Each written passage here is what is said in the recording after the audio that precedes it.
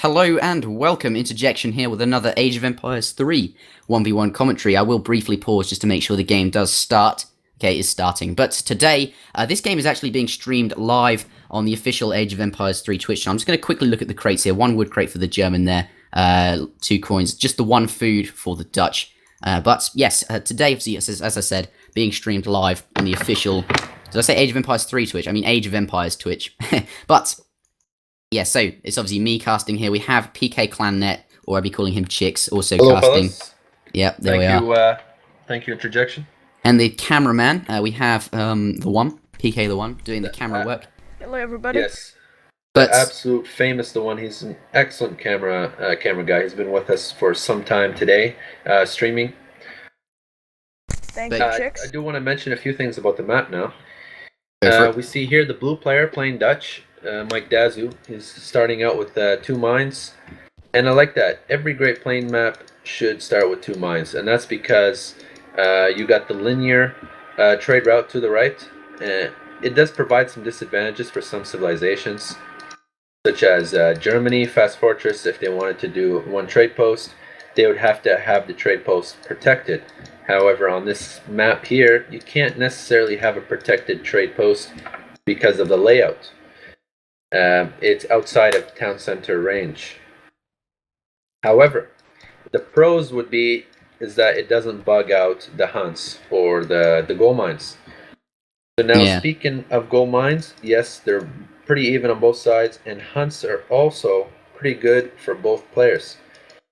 Well, this map, obviously, this isn't the ESO Great Plains. This is obviously a custom map. It is Great Plains, obviously, clearly is Great Plains, but obviously it has been enabled for observer mode, and there have been a few changes to it. Obviously, normally the trade route is not completely straight, as Chick said, so it comes actually up to your base. So if you build a trading post in your base, you can more easily defend that trading post.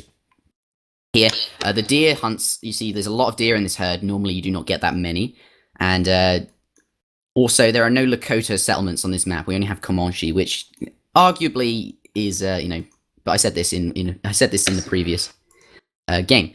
But I'm assuming we have new viewers since then who perhaps might benefit from this information. What we can be expecting here is the Dutch to go on defensive, mainly because we could see the German player pull off one of 3 strategies, actually. I'm not sure which strategy he's going to pull off because right now I only see him gathering food. He hasn't built a market, and he hasn't built a trade post. But usually in this kind of matchup, the Dutch does go in defensive, and he would have to have a Lakota on his side, in which he doesn't. There is no Lakota on this map. There is no Lakota on this map. I'm expecting here the Dutch to, obviously, clearly he's aging up right now because obviously you get 800 food, you click up to the next age, and then you switch. When playing as Dutch, you can build banks, which, obviously collect coin for you, and they cost 350 wood, 350 food. So he'll, putting some settlers onto the trees here to get enough wood for the bank, and then he'll age up, I imagine, with the quartermaster. Actually, he just found 135 wood, but he'll age up with the politician, the quartermaster, who will grant him 400 that's wood. MusketJr. who found the wood, actually. Oh, whoops. Sorry. Now, since he found the wood, he's going to get that market up very early, and perhaps what we could be expecting from MusketJr. He's got 1 villager, 1 wagon on gold there. We could be expecting early hunting dogs and that wood upgrade, and double barracks as soon as he ages up here. Double racks with Germany. Double racks crossbow. Crossbow pike tend to be very good against Dutch. Yeah. Obviously, musketeer. Sorry, I just mentioned that the German cannot train musketeers. There's not a unit that they can make at their barracks. Not that it's, not that he would be training that anyway, even if he could. But yeah, just thought I'd briefly throw that in. We see that first bank going up for the Dutch player. It hurts Germany not to have musketeers because musketeers is a good addition to any civilization. Yes, to be able to train musketeers, it makes it's an excellent unit to add to any unit composition. To have musketeers plus crossbow is a phenomenal unit composition, but instead what Germany has to do is they would have to go crossbow and Ulan to use Ulan as a sinker. Essentially what a sinker is, it sinks damage from other units and have them run around. What the Ulan does in a composition of crossbow and Ulan. Also, other compositions for Germany include crossbow and pike. But if Germany did have musketeers, they would be able to do musketeers and crossbow from the same barracks. But anyway, they don't have musketeers, so that discussion is not valid. Yeah, yeah. Well, that I just want to keep an eye on what their first shipments are. Obviously, in the colonial age, your first colonial age shipment is, kind of explains exactly what you're going to do. Just waiting on them to arrive. I expect, yes, it is. Here we are, the Dutch player sending 700 wood right there. And with that wood, obviously, he's already built 2 banks. One, he collected, enough wood to build that bank when he started aging up. The second, with the 400 wood, he aged up with 700 more wood. So that's enough wood for 2 more banks. And he's got a market up, so he could be buying some wood from the market. It's actually more efficient to buy wood for the first 1 or 2 clicks, and then obviously before then it becomes less efficient. And with the and then we'll see a barracks go up for him as well. But 3 banks or 4 banks, I'm expecting him to do a fast fortress. Red to the south. What did you see his first shipment, chicks? No, I didn't catch it, but it looks he has a lot of settlers on coin, though. That Red just wants to go heavy on economy. He's only got 1 barracks. He's going to get that wood treasure to the north, 120 wood. That's a good addition. But yeah, it just looks like that MusketJr. just wants to make a little distraction here with some pikemen coming out of his 1 barracks. We could be expecting a fortress. Oh yeah, he's got settlers on coin, so he doesn't have a stable, so he isn't training cavalry, which obviously costs coin. Exactly. So essentially, what Musket is doing, he's just doing a distraction with the pikes and aged up and the cards, which he got from Yulin. And so it is a pretty smart strategy. He's just doing what he can with some pikes. Dutch player probably thinking that MusketJr. is going to stay in Colonial, where he's actually going Fortress. He did call Minutemen, exactly what MusketJr. wanted, and so he's going to have a hard time there. Yeah, Mike21 is going to have a very hard time fighting the fortress play of the German. There are 4 banks, notably from all 4 banks from the Dutch players. They have a build limit of 4. You can extend the build limit with various cards and such, but a 4-bank fast fortress, very eco-heavy here. 700 coin from Germany right now, so expecting him to get the age up in queue. Yep. Either that or he's going to make Doppelsonders, which I find highly unlikely. Obviously, Doppelsonders is very powerful with a giant sword, does area damage. But no, we're not going to get any Doppels here in this game. No, I don't expect Doppels at all. Clearly going to age up with the coin. And I don't like the bank placement for the Dutch player. That's really going to hurt him. There's no point in putting banks in behind. This should always be in front in town center range. Yeah, so you can protect them. It's nice to kind of create a few pathing issues with your banks, though, if you can put them close together, kind of just around the coin mines.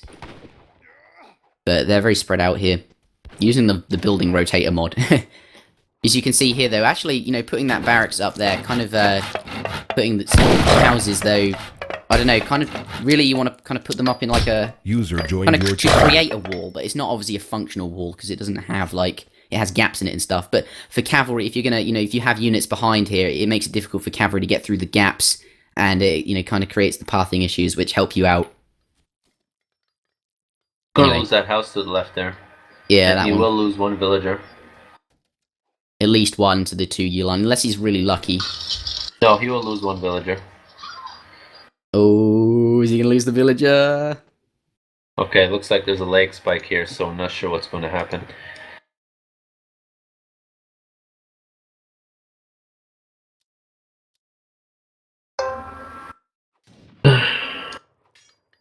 Yeah, he didn't lose that villager. There was a leg spike, so... I don't think that's why I didn't lose it.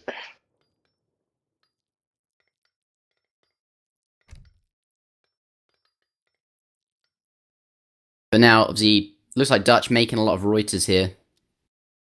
Reuter and Skirmish are an excellent combination. Obviously, Skirmishers do very good damage against, obviously, infantry.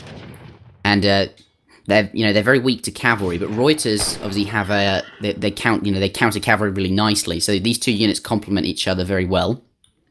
They both cost a lot of coin. Obviously, the Reuter costing, I believe, 75 coin and just 35 food. Sorry, just 30 food. Skirmisher costing 65 coin and 50 food. So, the Dutch economy has a lot of banks involved, and it's a very coin-heavy civ. So, just making units which cost a lot of coin is always nice. MusketJr hitting Mike up. has been very consistent with his play. I mean, every game we have seen some great play by him. As we can see here, as you mentioned, he does have 4 banks, which ensures him a great economy for the future of the game. Germany here, there's quite a lot of Yulans, some skirmishes as well. Yeah, he's going to lose. Blue not going to engage there. No, obviously he's been outmassed, and skirmishes do counter the Reuter. But now red pushing out. He just hit up to Fortress, so we can expect a shipment any moment now. There it is, 8 skirmishes, plus 3 Elan. Obviously, the German bonus as a civilization. Every time they, ship a shipment in the colonial age, they'll receive 2 free Elan, which are these cavalry units. And then in the Fortress age, they'll receive 3 cavalry units with each shipment. But here, the first engagement going down. Looks like, the Reuters obviously want to focus down the cavalry. That's what they're good against. And skirmishes, red skirmish is going to hopefully be I wouldn't have fought this battle. What he had to do was keep the Yulin in behind and pressure with the skirmisher. But what happened here was he just lost too many Yulin and let the rider just essentially. I think he came out ahead in that battle. It looked like he did all right. I don't know. The problem is he could have came out better. Sustainability. They have no meat shield to protect against the cavalry, so you really need good hit and run micro. He had to keep the Yulin in a control group and keep him behind the skirmisher. The rider had too many shots on the Yulin. I still say the engagement went pretty in favor of MusketJr. The Reuters resist 10% of range damage, right? But they do not resist any melee damage, and they have quite low hit points, Reuters, because obviously they are quite cheap units. Obviously 8 skirmishers arriving there from the home city for blue. But I think the cavalry, this chick says, is probably best to keep them back, but all I'm they did good damage against the Reuters. He could have Reuters. picked off units for free. He didn't necessarily have to put in his Yulin. But sure, however you want to work it out. I think you're probably right. And so, as we see here, all the riders got picked off by the skirmishers, and the Dutch player is in trouble, and the German player is going to have to back out now. Yeah, he has got 6, the 7 skirmisher shipment plus 3 Yolan at that coin mine. Essentially, what's going on now is he'll pick off the rest of the army and leave. He can't do any siege damage here.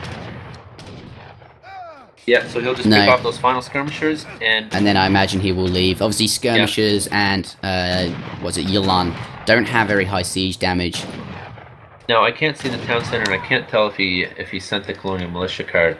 But if he stays in his town without killing any units, he is going to. No, he hasn't sent colonial militia because the anti-ship damage would increase to 150 if he had. Okay, he just picked 2 extra riders there, so that's. And then 7 he'll probably pick off arriving. skirmishers there, so he will stay in the town until he's not able to kill any more units.